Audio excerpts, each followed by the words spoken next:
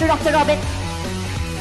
Cracker and miss by Vinaya. That's the power. He's generating Dr. Robin. മനോഹരമായ ഒരു boundary. Hi guys, നമ്മൾ pro YouTube ചാനലിലേക്ക് എല്ലാവർക്കും സ്വാഗതം.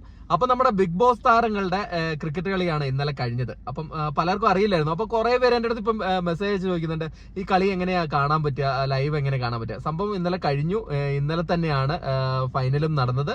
ഫൈനൽ നടന്ന് വിജയിയും പ്രഖ്യാപിച്ചു കഴിഞ്ഞു. നമ്മൾ രാവിലെ വീഡിയോ ഇട്ടിട്ടുണ്ടായിരുന്നു. സായി കൃഷ്ണയുടെ ടീമാണ് ജയിച്ചത്, വൈൽഡ് കാർഡ് വാരിയേഴ്സിന്റെ.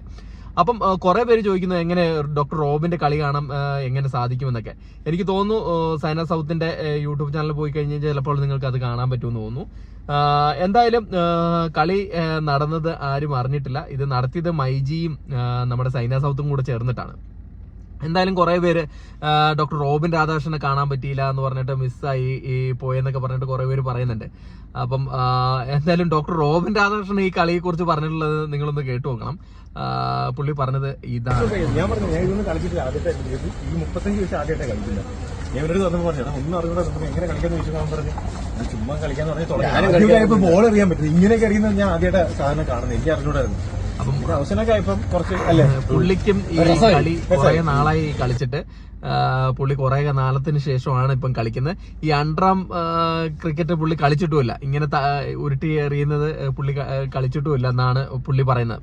അപ്പം ആദ്യമൊക്കെ അതൊരു സുഖമല്ലാത്ത ഒരു കളി എനിക്കും കണ്ടപ്പം വളരെ ഒരു സുഖകരമായിട്ട് തോന്നിയിട്ടില്ല.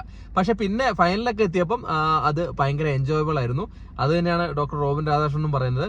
ആദ്യമൊന്നും വളരെ ഇൻട്രസ്റ്റ് ഉണ്ടായില്ല, കാരണം കൈ മടക്കി എറിയുന്നത്, അതും ഇങ്ങനെ അണ്ടറാം എയറാണ് എറിയുന്നത്.